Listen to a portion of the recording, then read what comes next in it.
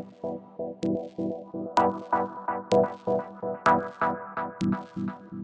right. Hello, everyone. You are listening to the Blockchain Socialist Podcast. I'm Josh, and I am here with a fellow author of this past year.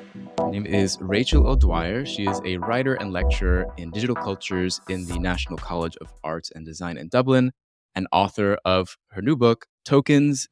Hi, Rachel. How are you doing? Welcome to the show. Not too bad. Thanks a million for having me on, Josh. Yeah. So, I thought it'd be interesting not only to have this conversation as a way to, um, you know, explore some of the ideas in your book around tokens and money and crypto and how all those things kind of intersect and interrelate. But also, I think it would be interesting. We can have a bit of a conversation since both of our books. I feel like there are a lot of things that aligned that were pretty interesting when I was going through it.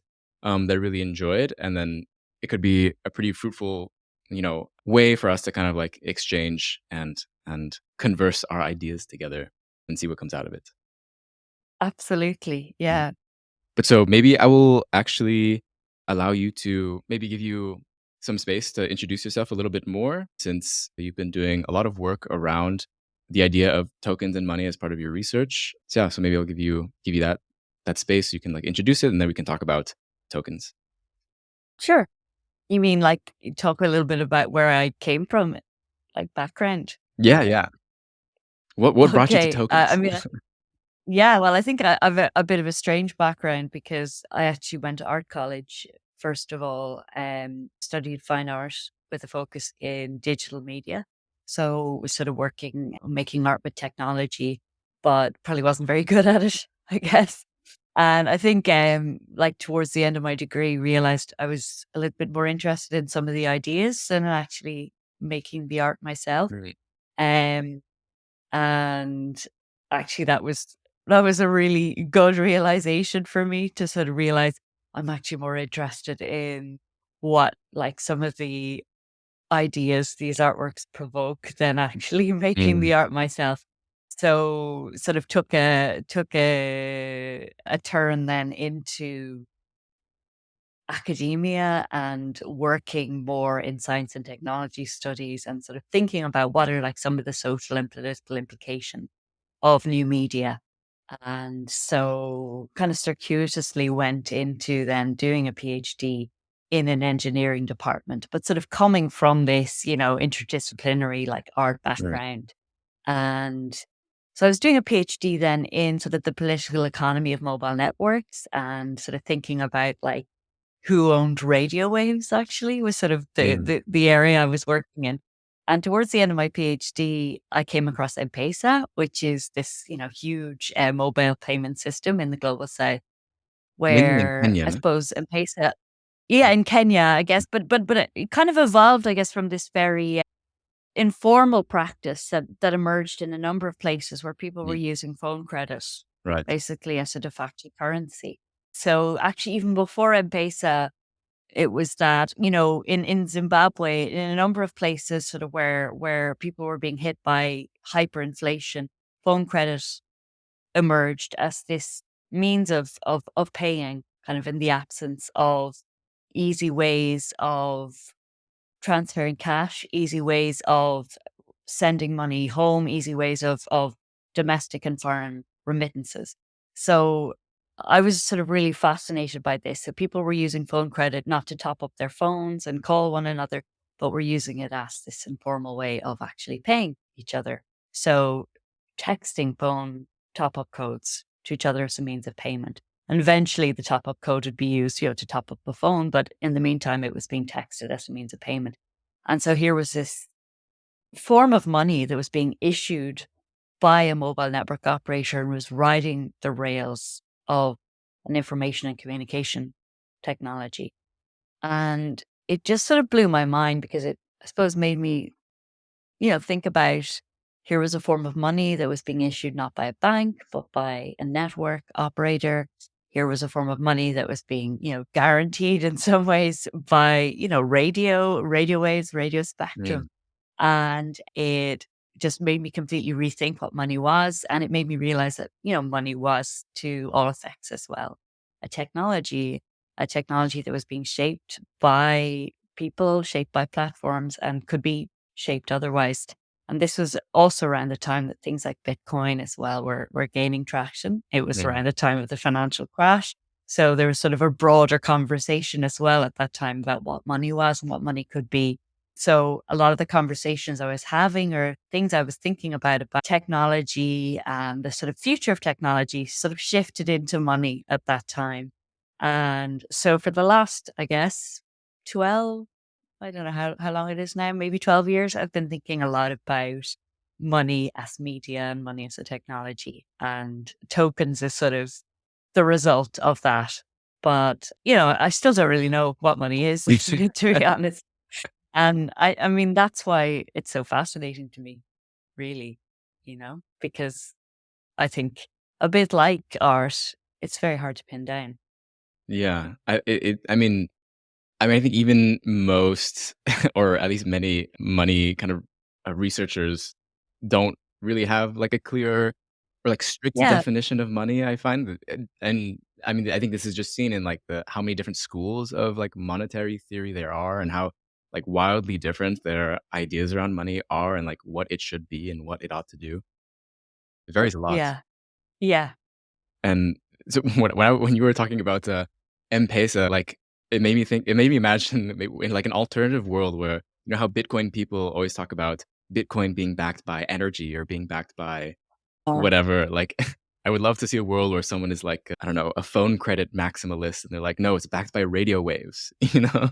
yeah. Yeah. But then, I mean, I guess that's what really excited me when I first came to it. As you say, like Bitcoiners are often, subscribe to that really particular theory of money, Mhm. like metalism, where they believe money is valuable because it's underpinned by something that has intrinsic value, like gold, whereas other people believe money is valuable because it's underpinned by trust or by cooperation. And because I was doing this PhD about like how did radio waves, which are basically just invisible light or invisible color that we can't see, Mhm. how did they become valuable? How did they become property? And then suddenly here was this money basically that was, being issued on the value of these radio waves. Mhm. And so it kind of, really blew my mind. Yeah. And weirdly enough, I suppose that those radio waves were called ether as well. So right before Ethereum, Mhm. you also had this money that was running on ether. Yeah, yeah. I recently read your Yeah. piece on Ether, which is really interesting. Maybe I'll link it. But, so maybe like as a question to start off, you said, maybe we don't know much what money is, but maybe we can begin to try to define what is a token or at least describe what is a token. Because I know that's also a very difficult thing to define. Yeah.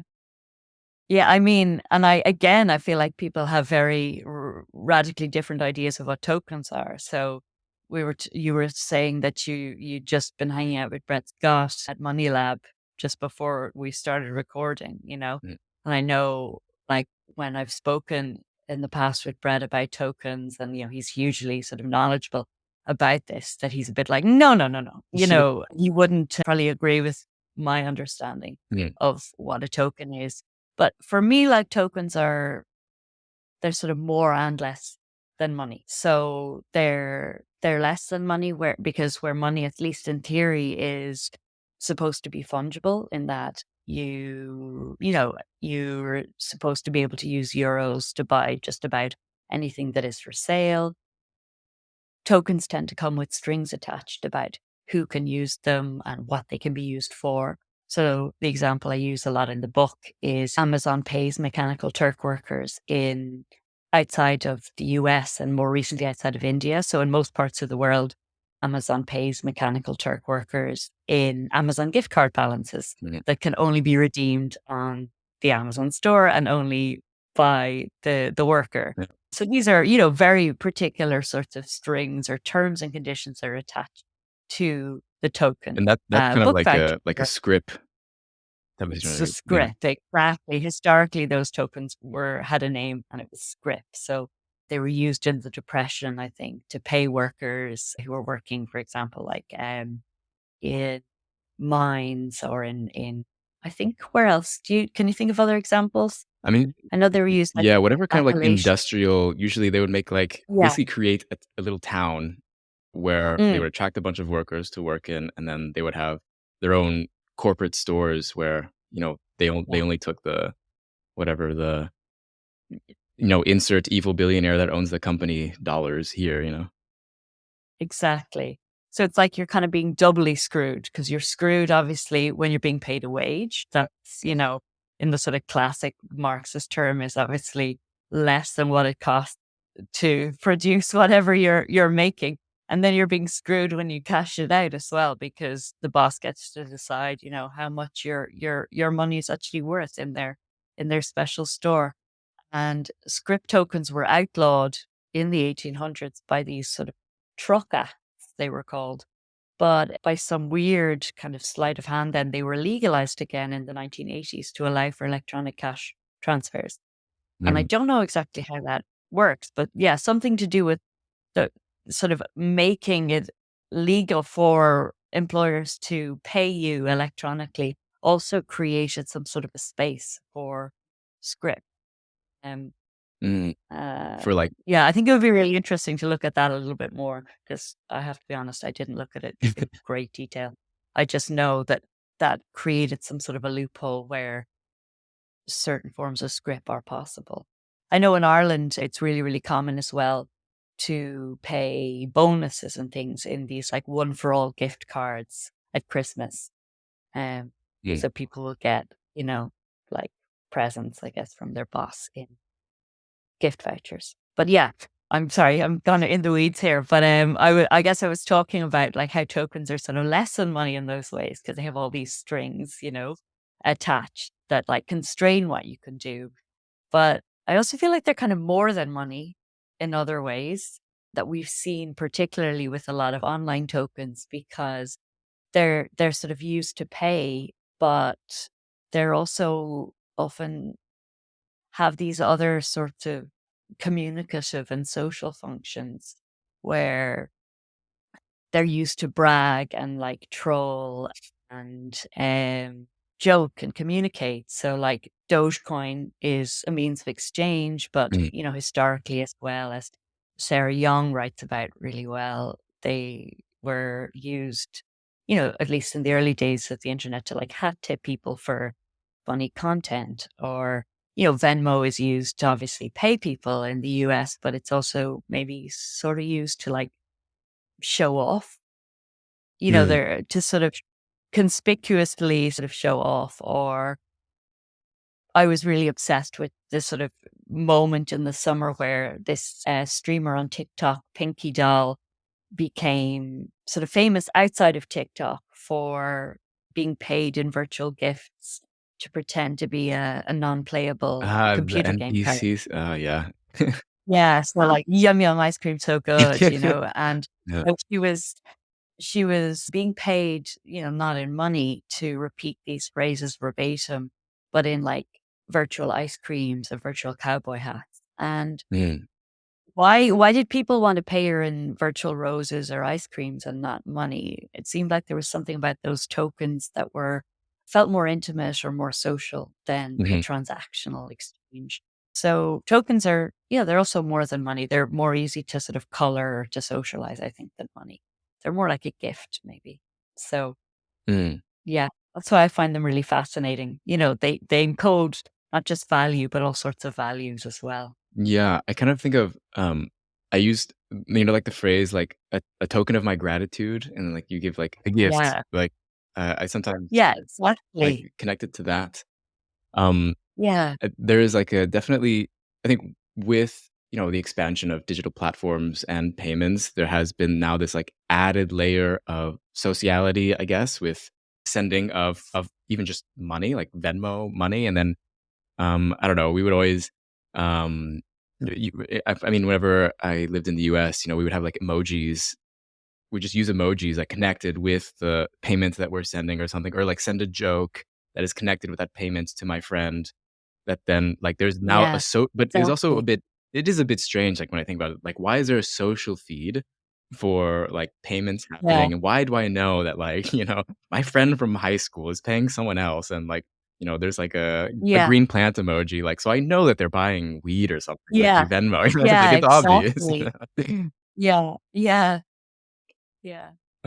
So yeah, I definitely I think I think Brett's use of, like, kinda like layer 2 money or layer 3 money, which is, like, kind of, is alluding to, like, the amount of layers that are happening between, like, the actual money system or, like, the base money system, however you want to describe Mhm. foundational, whatever word you wanna put in there. And now there's, like, Yeah. this so many intermediaries in between that now have added attachments to your money and to your transaction, which, Yeah. um, makes it more token-like. So you can, yeah, and then I think with the yeah, sending a little ice cream, but it still costs, it's probably like, I don't know, whatever, like $10 to send a little ice cream emoji. So it is like it's a turning there's so many layers of weird irony and, like, I don't know, and literal technological, like, intermediaries between that. Yeah. I mean, even I think Bill Maurer, who's an anthropologist of money, sort of explains that really well as well. And that he sort of talks about the publicly mandated payments system, which is your Federal Reserve in the state or your central bank. And so obviously that's, maybe in Brett's analogy, that's your sort of base one layer.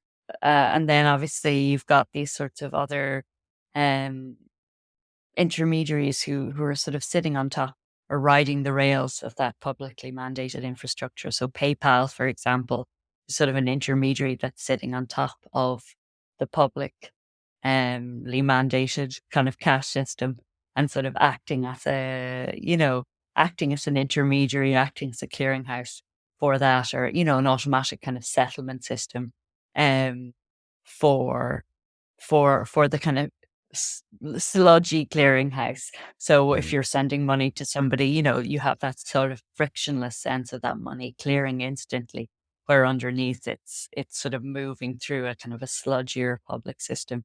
Um, but I think, yeah, it's really sort of interesting to sort of think how these sort of platforms, many of whom aren't even officially banks or don't even officially sort of have financial licenses, are kind of sitting wedged on top of then these sort of public infrastructures and how they kind of stack on top of each other. Mm. Yeah. So one of the things that also in the book that I found was interesting was that you also kind of looked into the historical kind of trajectory of what we can broadly call tokens or describe as tokens. So you talk about that this is not a new phenomenon and this has always existed alongside the real economy, quote unquote. Could you Mm. provide maybe some of a like some more historical context for this? Like what would be like an ancient token? I think you kind of mentioned throughout the book. Yeah, I mean, I just find the whole history of tokens so fascinating. And there's just so many examples, as you say, that like kind of have always ghosted the quote unquote like real economy. Um One I found really interesting was that there's this really long history of tokens that have been earmarked for the, I suppose, for want of a better word, the like poor. So, obviously today there's, a range of sort of benefit or relief tokens like SNAP benefits, for example, in the US. But historically there were sort of ARMs or relief tokens that were designed for the poor. And they were designed, I suppose, to turn sort of proper money or cash, which was seen as kind of like a dangerous form of relief, into some sort of special token for the poor. Um, you know, an exchange media, like not only with sort of value, but with some kind of values attached to it. So the Mm, idea was that the poor were seen as somehow, inept or not able to spend money wisely. And so these sort of charitable institutions had to insert um, restrictions into the money to sort of teach them how to spend wisely. Alms, for example, in sort of medieval Europe, could only be exchanged for weirdly wine, wine and bread and charcoal. And Mm. if you were in kind of possession of an alm as well, it sort of marked you out as being one of the deserving poor, Mm. So even if you had the token, that sort of meant you were worthy of it. And then Viviana Zelizer, who's an anthropologist of money, looks at how charitable institutions in the 19th and I think the 18th and the 20th centuries worked to, earmark or transform cash into special tokens that came with all of these sorts of strings attached to them about, what the poor could do. Um, in Ireland in the 1980s, we had these sort of butter vouchers that came with like social benefit relief payments. And ostensibly they were exchangeable for butter. But what I found really funny or interesting when I was doing research for the book was that people will always tell you all the things that you could buy besides butter for butter vouchers. So Mm. all the shops that would exchange it for like cigarettes and alcohol and also things like beans and cheese and, whatever else. Um, and so it's really interesting to sort of see how, yeah, there were strings attached and there was all sorts of morals attached and kind of to the token in the past. But also people had kind of workarounds or ways of getting around the conditions. I guess what we're seeing today is increasingly those sorts of values or morals are hard coded into the conditions. So SNAP benefits or food stamps in the States today are, come on an electronic card. And, it's just physically impossible to buy hygiene products or hot food Yeah. or alcohol or cigarettes, with a benefits card. So, what kinds of scripts or what kinds of values are being written or programmed into these sorts of tokens today? And what is the kind of broader history of some of these? Um, so yeah, I looked at sort of things like relief tokens, but also, there's a long history of identity tokens as well from like Victorian like orphan tokens in orphanages right up to experiments by, the cypherpunk communities in the 1990s where they're, trying to find different ways of creating sort of reputational tokens or reputational currencies that sort of anticipate some of the discussions, that are even happening today around like soul-bound tokens. Um, so, I just find it really, really fascinating to sort of look at recent history, whether it's the 1990s or look at like ancient history, whether it's like tokenized grain in Mesopotamia and sort of see like what are the kind of correlations between what was happening thousands of years ago and what's happening today with value and with exchange media? Mm. Um, yeah, and I can never get bored. I don't know. I just think it's so interesting. I remember you also had an example, I believe it was like even going farther back in history where you put a token for it was like an ancient Greek was it ancient Greek? Like, kind of a machine that you kinda that's Oh kinda where yeah, the the value. allotment. Yeah. Yeah. I mean, I think that's hugely like popular with actually a lot of people who are sort of interested in any sort of blockchain voting, Yeah. anything that sort of was looking to kind of institute smart contracts for voting Mhm.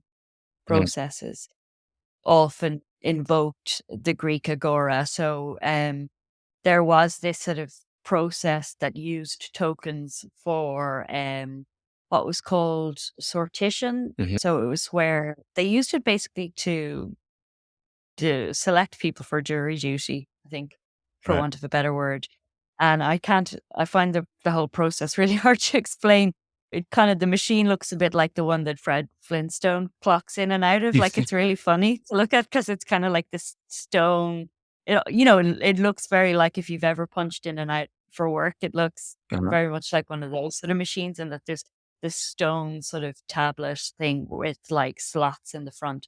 And people would show up basically on the day of that you were voting on something, and you had tokens and somehow you inserted them and it would select people for jury duty based on that.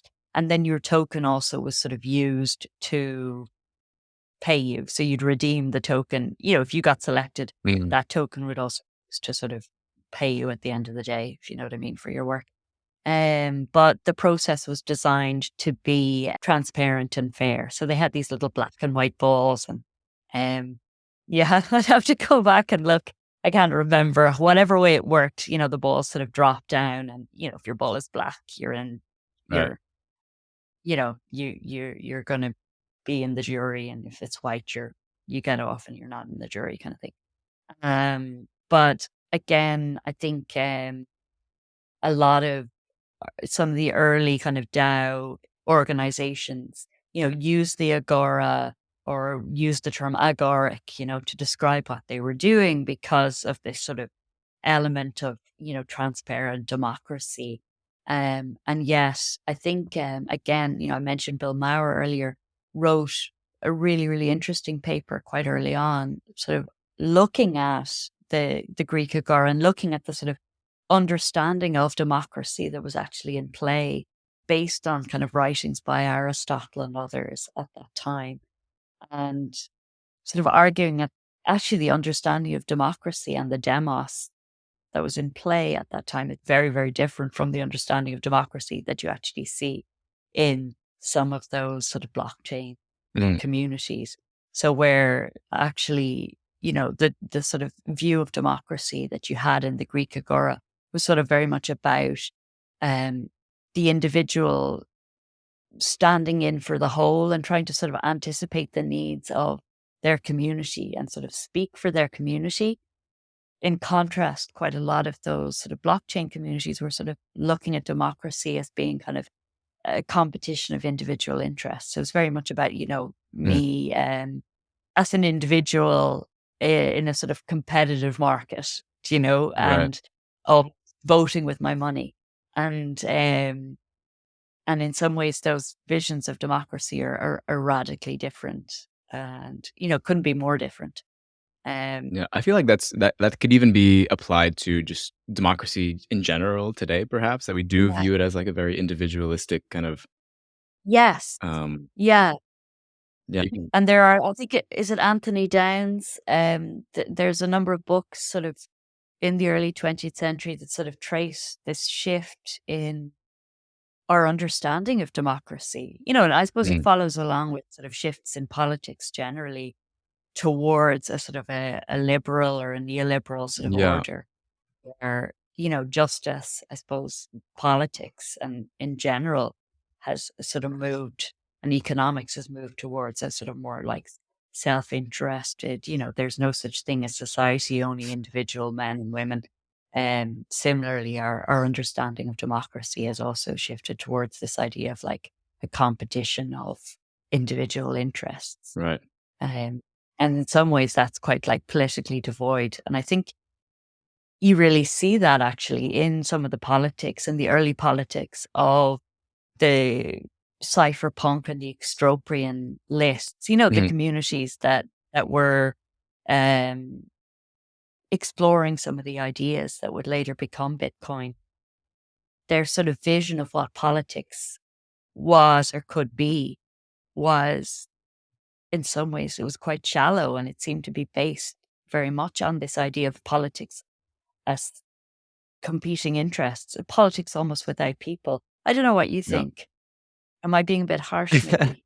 I mean, I think yeah, it's but I mean, generally, I think the way of looking at voting and people, in democracy, I feel like this is like a how the neoliberal subject perceives democracy as like, I need to best how can I best, put forth my interest within the market of ideas and sell Yeah. people on the market of Yeah. ideas to buy my to buy my idea, to buy my, you know, the things Yes. that I want.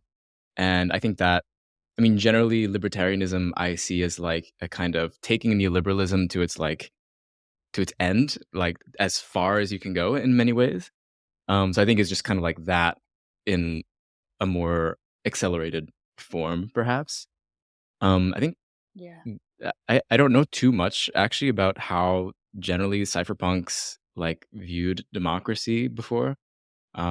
Besides that they generally use a kind of like market frame for understanding Mm, everything, which is, I yeah, feel, the case today, how many people see it anyways. Like, you kind of you yeah. but so, like, with with the idea of token, kinda like one of the things that I like to or the way that I see it is kind of like a token is kind of almost like an empty object that tracks something that you, like, impose some sort of value or, like, within the context. It's very contextual, like, whatever context that that token kind of exists, it's sort of like it is going to be something else or not. Um, and so there are some similarities with, like, with voting and payments that I think are Mm, often, like, a little bit ignored kind of generally, but, yeah, it's like the same. The Byzantine generals' problem is the same problem in payments as it is in voting, more or less.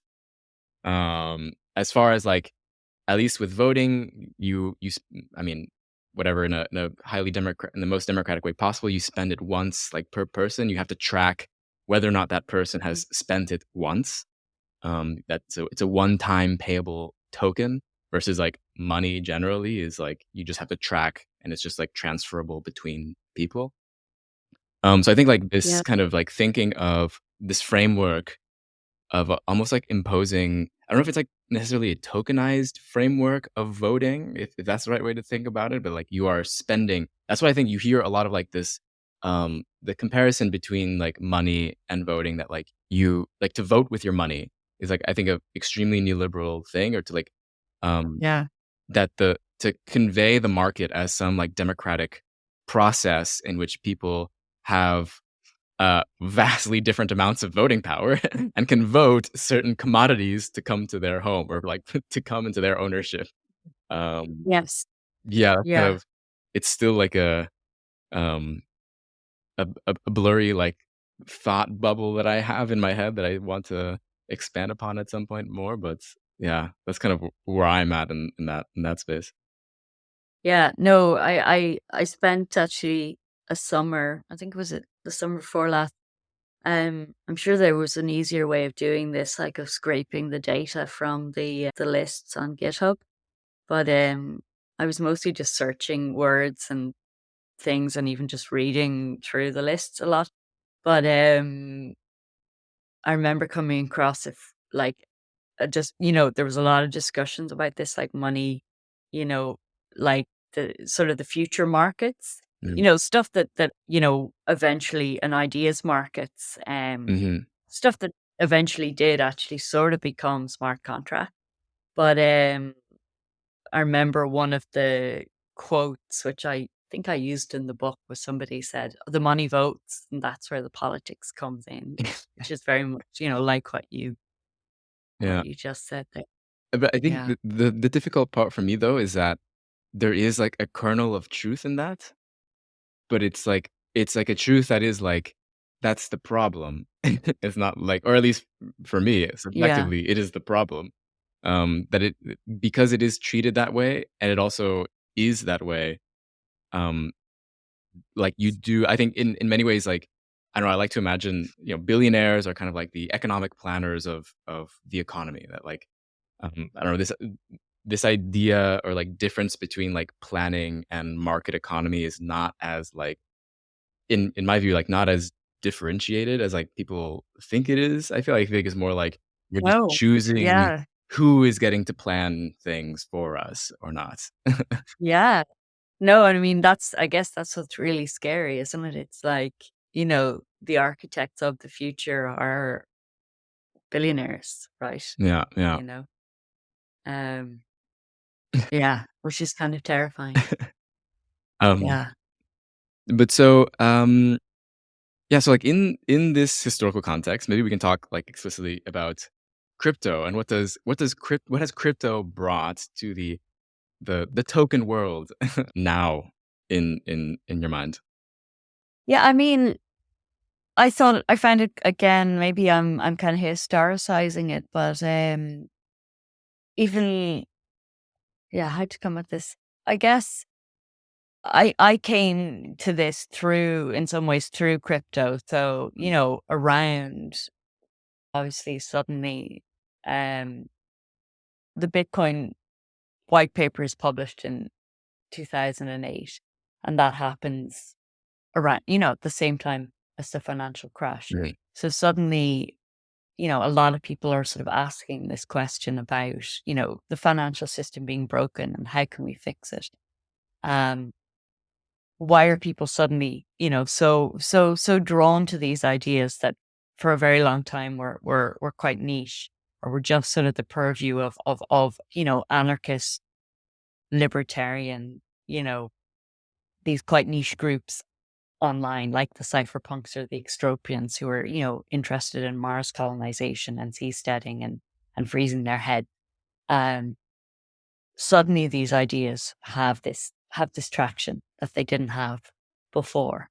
And presumably, that has something to do with that particular kind of moment of crisis. Um, and yet those ideas they're not necessarily like that new either.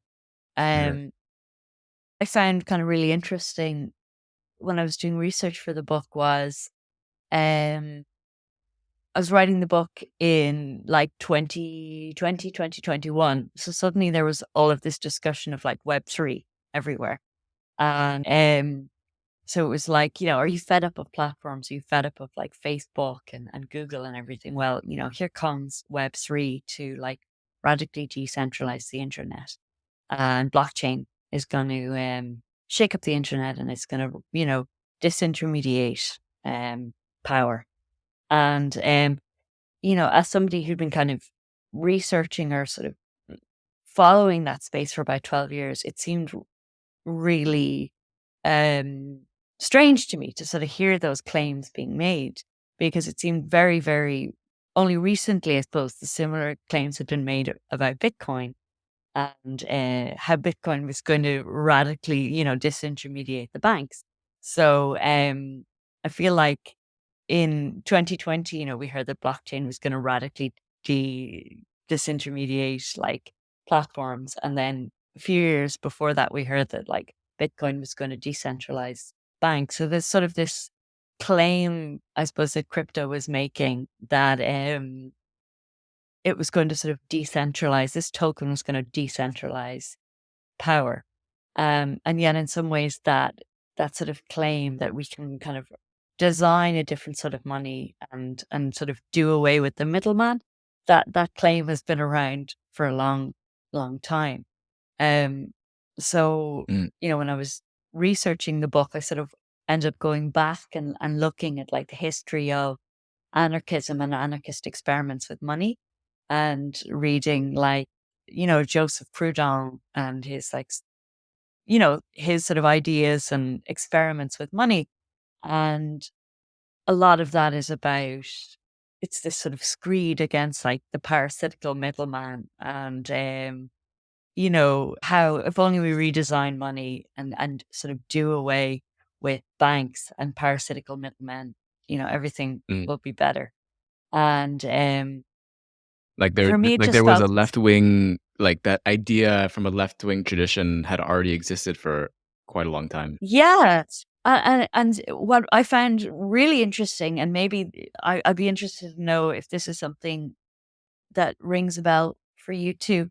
Because for me, what was really interesting as well is coming from sort of maybe a European perspective, um, it seemed like it was something quite peculiar as well to like almost an American kind of an anarchism where um it was this weird blend of like socialist anarchism meets free market economics. But like, so it's something that I always thought was like very peculiar to Silicon Valley, of like the sort of Californian ideology, like 1980s at the very earliest. But actually, this was like Mhm. 200 years old. This was like back when Silicon Valley was, the Valley of the Heart's Delight, and computers hadn't been invented, and the Luddites were still around. So it was like, wow, this is maybe this sort of ideology has always adhered in American mutualism and American anarchism, and I just didn't know it. You know, that it was like it was this weird mix of socialism and anarchism with free market principles. So Proudhon and then later like Josiah Warren and these sorts of experiments with um sorts of monetary like sorts of monetary economies, different kinds of communes where you sort of leave the state behind and you go up and set up a commune that's going to be kind of more socially egalitarian, but kind of unlike maybe sort of more like communist experiments in Europe, they tend to uphold private property. Yeah. So weirdly, they still believe in private property. So that's a really big distinction. And they still sort of believe in the exercise of the free market and the individual. And so all of those things are sort of upheld. And yet though there's this still this kind of socialism, but with a free market. And so Mm. to me, that felt really like Silicon Valley-esque. And then they also had this kind of trend of like, and also like, we're going to decentralize power. But again, very like what you have today. It's like, how can we decentralize power? But it tended to be like a bunch of like white dudes just decentralizing power. And then there's like no women, like no people of color involved. So there was even one community called Nashoba, which was designed kind of progressively to like liberate African American slaves. But again, like, none of the sort of black people within that community had any decision making power, so Mm. um their sort of their idea of like who was part of the we was really kind of limited. Who actually got to make any decisions was really limited. What actually changed was often very, very limited. So again, it was kind of like we'll all move up sticks, we'll move to our commune, and we're gonna like remake money, and somehow in remaking money, we'll remake society. But you can't remake society by just redesigning a token. Right. Everything kind of just stayed the same, really. Um, And sorry, I don't know if that answers anything really to do with crypto. But I think, just for me, in terms of like where crypto sort of fits in with tokens, it's this, it's sort of it's part of I suppose a broader trend within the history of tokens, maybe that's about like decentralizing Mm. power. And I just find it really fascinating when I looked at the history that it sort of seemed to slot in with this broader history of attempts to do that.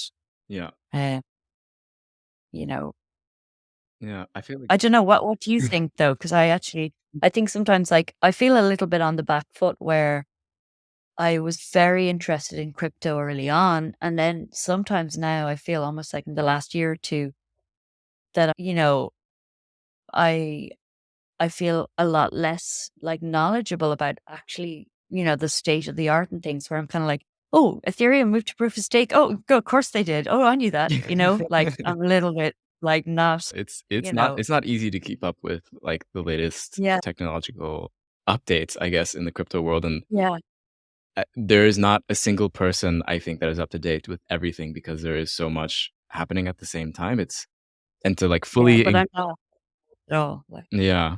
But I mean, I'd say to points.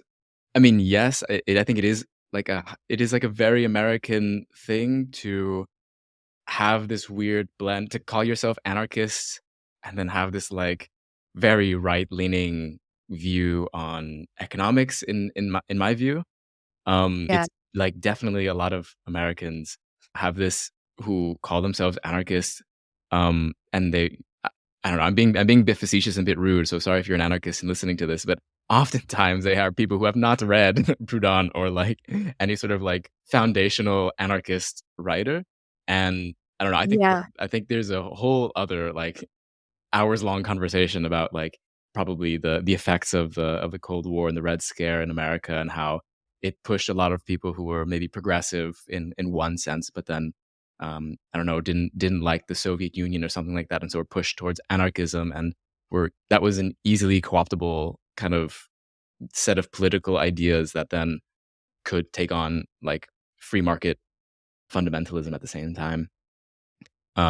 It See, provided, I think, maybe like this, for lack of a better term, like third way between like, I don't know, American corporates, whatever, and like Soviet communism. And so that seemed nice. And I think with the rise of Silicon Valley, which was, you know, had this pretense of like being revolutionary and being like different than whatever traditional world, I think a lot of people fell into that, and including a lot of the cypherpunks, and why I think libertarianism was like successful in America in getting a lot of, I mean, it's ultimately like kind of a petit bourgeois kind of ideology, um, where yes. decentralization is like, it's a very like, if you are, also for lack of better terms, I don't mean this in like so crudely, but like if you're like a white guy with like some money, or like with just like a certain amount of privilege, then like libertarianism is like within your world of a lot of other white men.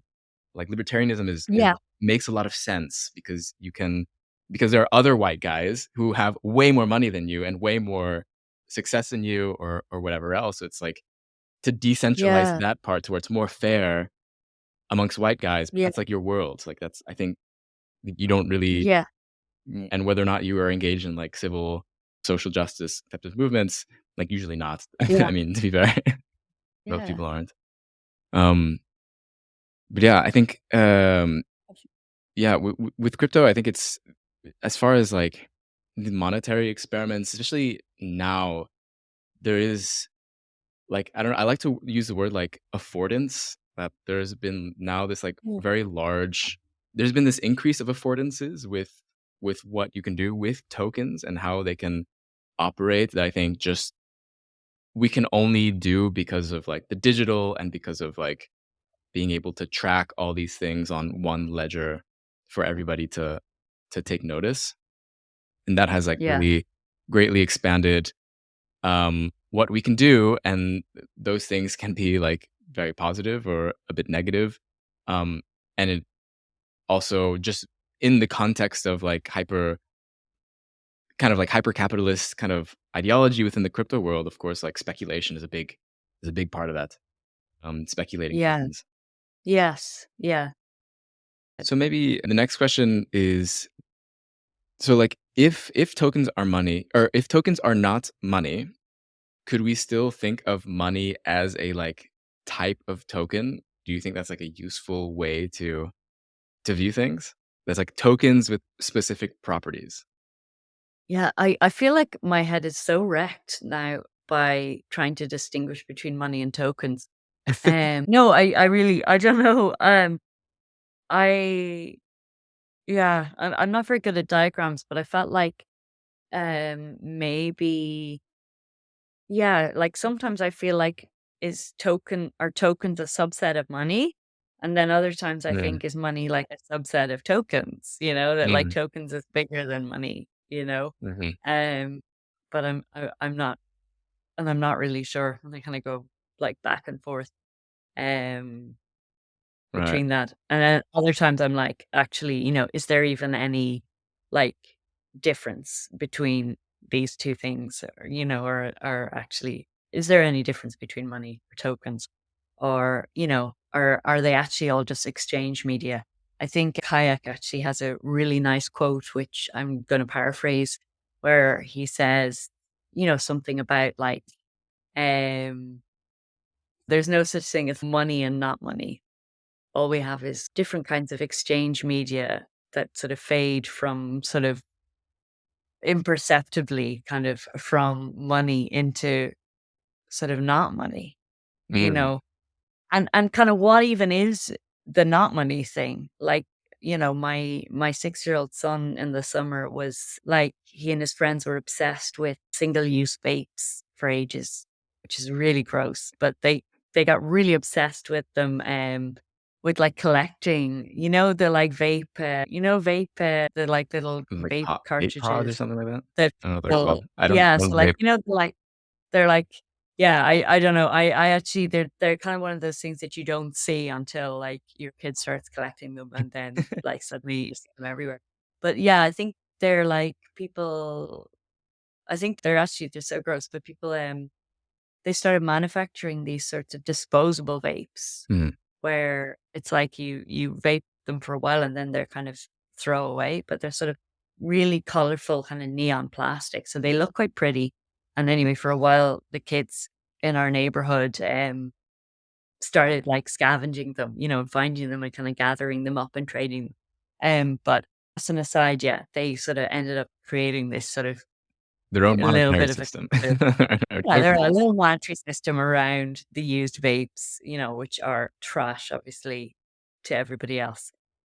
So yeah, to sort of think about the Hayek thing of, there's different kinds of exchange media, the very obviously money things that you can pay your taxes with, right down to the shitty used vapes that the 6-year-olds are using as like prestige items. Mhm, Like, what even is the non-monetary thing? What is the thing with absolutely no value? mhm. Maybe that's the what is not a token is maybe the more interesting question. Yeah. We're all tokens. Um, Yes. yeah, I think that, kind of when you were speaking earlier about tokens, like how it is less than and also more than money, like, Yeah. that's why I like to use the word affordance because it makes me think, like, tokens have different maybe affordances than Yeah. money do, and so you can maybe another way to think about it is, like, having, I don't know, like, different types of capital control on, like, a token than, like, money does. Because like, when I think of like, I really like Brett's analogy of thinking of Bitcoin as, oh, now I'm forgetting the term. Uh, oh, shit. This is killing me. But anyways, it's like something that Bitcoin is something that is not money, but I know what you mean. I know this one, yeah. subvert I can't remember what it's called either. yeah, it Yeah. subverts the money The system name for because you are thing able where it's to like price it yeah, in real money and then, like, trade it, yeah, uh, yeah. for money, basically. Um, Yes. Yeah. so Bitcoin is a token, it's not money, but it's a useful token that links to the monetary system for some people and for some use cases that can be very helpful or useful. Um, so it's like the first section of my book is, like, crypto as money. So, like, this analogy that a lot of people like to use of, like, crypto tokens are basically like a better form of money or something like that because it can do more things and we can program it and but a lot of these, like, features are things that make crypto not monetary, not money in itself, in the way that, like, at least most people would define money or as money being useful. Of course, you can do something like El Salvador, which, made Mm, Bitcoin, like, legal tender, to kind of, like, retrofit it into the way we usually think about money, but then there's a lot of caveats to it. You never really Nothing is priced in Bitcoin. It's always priced in dollars that you then trade that equal amount in Bitcoin. yeah. So then it's not a unit of Yeah. account, so it's not money. So I feel like it's, I don't know, affordances or, like, different types of capital controls than, like, and then money having a very specific kind of, I don't know, capital control regime than maybe tokens do. And if Yes. you think of tokens as a commodity, then maybe that still fits within, like, the Yes. the the idea of, like, capital control. I don't know. Um, but so one of the things that you also talked about is how tokens have historically operated in gray and black markets. Um, so I'm curious what you think, like, how does this impact, like, the economy and society if things are tokens and tokens are for trading on gray and black markets, does that mean that tokens are just like a money laundering thing? I mean, I think they they sort of work both ways. Like they tokens can work for users, on platforms. They can be sort of a way of getting paid in, as you say, gray or black markets. But they're also a regulatory sleight of hand for platforms. So most of all, I think they're sort of they work for the platform. They're a way for the platform to act as an employer and act as a payments processor without officially being either, without actually taking on the risks or the responsibilities associated with either of those. Mhm, So in the book, I write quite a bit about Twitch. So the Amazon owned streaming platform. and Amazon pays again streamers on that platform in this token called, well, one of the tokens that's used on Twitch are bits, and bits, ostensibly in Amazon's terms and conditions on the site have no monetary value. So they're not worth no monetary value. They're not money. They state that really, really clearly. And yet, they cash out as money. You use money to buy them. They have an exchange value. People use them to tip streamers. Um, but, because they ostensibly aren't money, streamers aren't employers, Amazon aren't, or streamers aren't employees, Amazon aren't an employer. They're also not a payments processor, they're not dealing with payments and so on.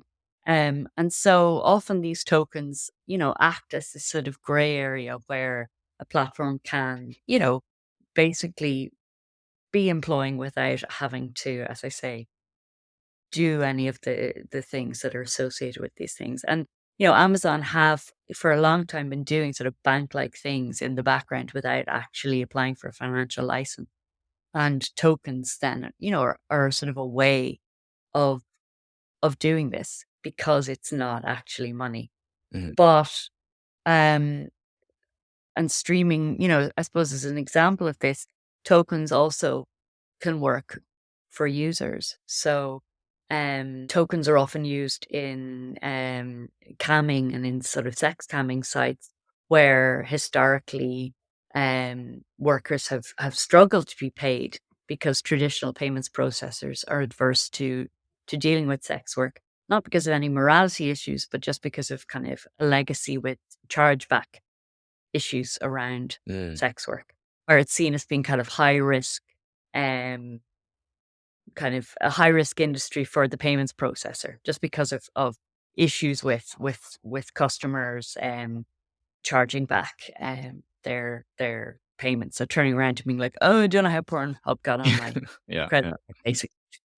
So it's hard for people to be paid for that kind of work, and so you know, it's hard to sort of make money. So tokens can be sort of a way around that then for the streamer for the cam model. So they work quite well in that sense.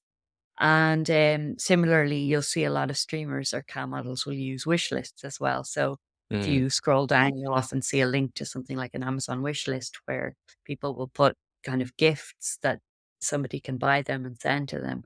And, these may not even be something that somebody wants in particular, but they can be things that have high liquidity, like gift cards, that easily cash out into value. Um, so yeah, yeah, I yeah. think that sort of gray area can kind of, works in both ways, but mostly I think it works for the platform. Mm. And I guess this would be with the caveat that, like, this is kind of, this is true. This is kind of like the current rendition of tokens, like that, mm, because we live in this, like, very, could we say, like, platformized world, of part of Yeah. version of capitalism, that this is kind of like the place where they tend to play. Um, but this is also the case. I mean, we see it, I'm sure, in the past with many other different types of what we can describe as tokens as well.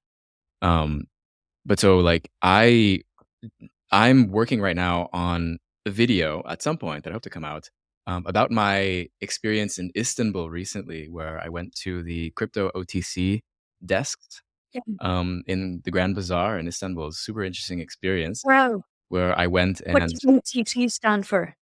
OTC What is does OT over the counter. over the counter? Yeah, I wasn't sure if that's what it stood Yeah, for there. yeah. Okay. So I was able to, like, buy crypto with cash, Right.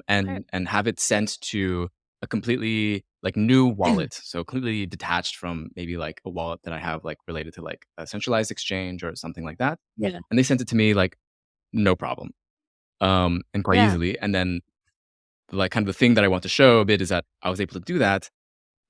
It's, like, very well known if you go to Istanbul, like, people who are in that world, like, people with a lot of money in either crypto or cash can go there and convert it. And of course, there are a lot of, like, there's plenty of criminals who probably use that service, of course, because they want to, Yeah. hide their money or whatever. They want to, not pay taxes on it at the very least, if, otherwise just not get caught. for whatever they do. Yeah. Um, Yeah. but from there, like, you can then you can so I used money. I bought a token of crypto, and I can convert that Yeah. token into another token, which are gift cards, um, so that I could spend my crypto, and it's completely detached from my identity. It's completely Yeah. detached. So I'm able to do this, like, even I just use, like, a little bit of money, so nothing that's taxable, but, yeah, it is something that I'm starting to realize more and more, like, Uh, uh, there are ways to, I don't know, there's this, like, I don't know if it's like an I don't know if crypto just brings, like, an increased liquidity to be able to access these types of tokens, or that was always available, and there are plenty of other ways to do it. I've watched videos of people, um, basically doing money laundering through Spotify. It's actually a big problem in Sweden right now, I've, seen, where, wow. like, these gangs are using Spotify. They're like make which is also the case with, like, hip hop in the US, where they created a rap group or something like that, and they used that to launder money that they were making, on in black markets. And they're doing that in Spotify and in Sweden right now. So there's been an increase in, like, kind of gang activity, because by using Spotify, which is based in Sweden, they don't have to comply with certain, like, financial regulatory laws. Um, so it's also like I'm kind of mixed between whether or not crypto is like this ultimate money laundering technology, or it's just like in addition to things that anyways people are going to find more and new and different ways to do anyways, whether or not crypto existed. Yeah. I feel like, you need to talk to Lana Swartz. Do you know her work? Mhm. Yeah, I've come across it. I haven't reached out to her yet though. Yeah, so she's writing about scams at the moment, or her next book is gonna be about scams. I think, what's really interesting is she's sort of looking at how, what we call a scam, obviously today is is, you know, it's so relative in some ways. And like, Mhm. how do we even define what a scam is right now? And like, where do we draw the line between what we call legitimate and illegitimate finance? Like, um, you know, like, is something a scam when everybody is in on it? Um, why is it that, one kind of activity is gambling when it takes place in a particular context, and in another sort of a context where it's sort of formalized or presented in another way, it's Mhm. a it's kind of a legitimate sort of financial operation. Um, and I just think I think it's going to be a fascinating book, but I also think, this sort of like question of like what is and is not a scam, obviously today is really Blurry. is such has never been, never felt so relevant, even though it's probably feels really, really difficult to answer. I don't have the quote in front of me. I could try and pull it up, but came across a quote from a money journalist called Matt Levine. I remember when I was writing the book, I put it into tokens, but it was something like, he was saying that um I'm not going to be able to remember it, but almost like the money traders would be able to turn around and say, um, like, oh, I wasn't scamming people. I was sort of performing a sort of Performance a art. piece of Yeah. performance art, basically. And I think it's increasingly difficult to sort of figure out how do we how do we draw the line, Mhm. between what is, as you say, like money laundering, and what is um a legitimate transaction, or what is an illegitimate financial activity, what is, you know, business as usual.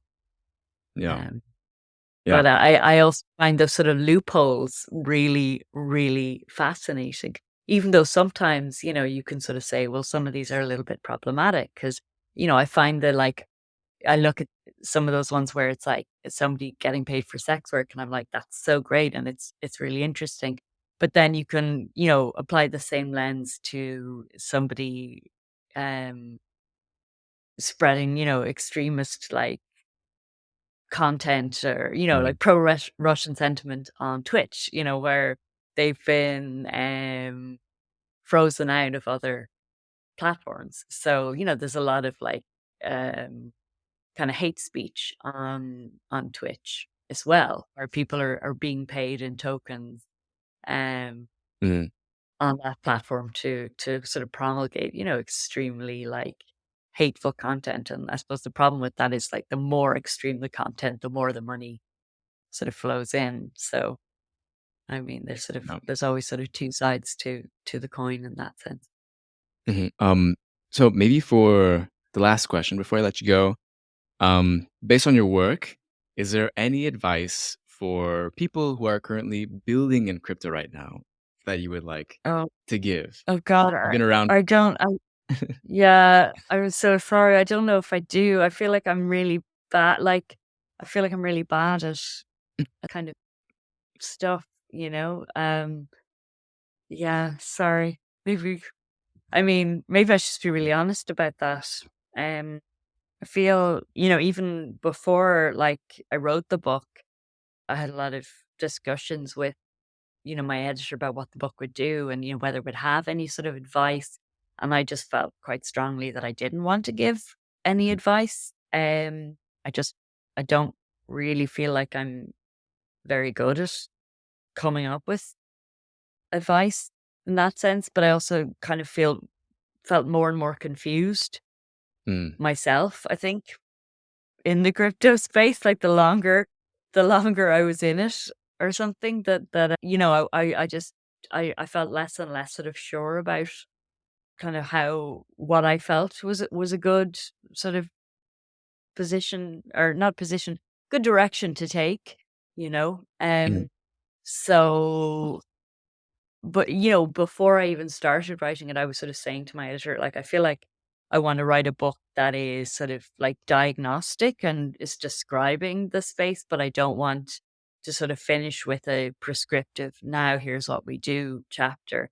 And I know that, to a lot of people that will be a sort of a drawback or a failing of the book, but I'm sort of happy to like sit behind that as a limitation of mhm, my writing and limitation of my thinking. And hopefully, there's other people who can kind of read that and maybe come up with ideas from it. I'm not that person. But I know that's you could not a do very good that. note to end on maybe. Um yeah. I don't know. What do you feel as somebody who's been working in this space a long time? Like do you ever I found like speaking to people who in the art space, for example, who've been working for a while, that there was maybe a little bit of a sense of disillusionment in the last year or two. Like what's your advice? I mean, it really depends, of course, on like what it is the thing that that person is interested in wanting to build and like what kind of space that they want to do. Uh-huh. Um, I think part of it is that I mean, I think the biggest thing that I would ask or advise for people working in the crypto space is to have um, a better understanding of capital as like a concept, as like an actually existing thing that permeates like society and like at large, and that it requires like a critique and a criticism, and that it is not like a neutral kind of entity that exists that we just kind of like wield around, and like whatever, Yeah. like a sword or something like that, but that it's something to like thinking about um Yeah. capital and money. Like money more or less has in today's form of capitalism very few restrictions and very little control. And to some people that's a good thing because that means freedom, but I would say for the vast majority of people that is not like in itself a a freedom. It actually impedes on many other types of freedoms that we may have. And so adding limitations to for certain types of what we can call capital controls can create different affordances than if we were just to create like in Ethereum an ERC20 token, like just Yeah. that standard token that token standard, which is usually thought of as like, okay, since it's a standard, since it's like able to communicate with all these different types of smart contracts, and it's like this ultimate free market tool, when maybe we should be thinking about ways that we don't want our token to be tradable or traded, and that we actually Yeah. do want some amount of control for that. That's why I think I have, you know, the term soulbound token is, of course, a bit freaky Mm. and weird, but I think if you dig into There. what they were trying to get at in that paper, there is a seed of, like, something Yeah. interesting there of basically how do we reduce the hyper financialization of basically every single digital asset that is on a blockchain, and how do we instead create these Yeah. controls so that it instead brings people together in on something else besides like either financialization, speculation, or like commodity fetishism. To have like Yes. something else that is like what is bringing people together that isn't those things, and then, Yeah. seeing if the affordances brought to you by crypto is something that is like useful to facilitate that. Yeah. No, I think, like, I was really drawn, I've been drawn to, like, examples in the past where people have sort of explored ways of trying to, imbue tokens with other values. I mean, maybe, Mhm. one of the kind of exciting things about the idea of like non-fungibility is obviously the idea that, you could sort of insert, other by sort of making something non-fungible in some ways, you are actually sort of thinking about exactly that, about what sort of other values might you actually, you know, Imbue in that be sort of token, right? bringing, yeah, imbue to that token, whether those are sort of care for others or care for the environment, for example. And I actually, while some of the examples that I talked about earlier, obviously, were more worrying things like, inserting values like constraining what the poor can do with their money. Mhm. The flip side of that is that, potentially could you sort of make tokens then that actually, um, yeah, invite, as you say, and affordances, I think is a really, good word there because it's not about maybe forcing people to behave in particular ways, but just inviting maybe other sorts of behaviors, whether that's care or cooperation. Just to then Yep. completely finish it Yeah. off, would you like to share with people, um, where people can keep up with your work and where they can get the book?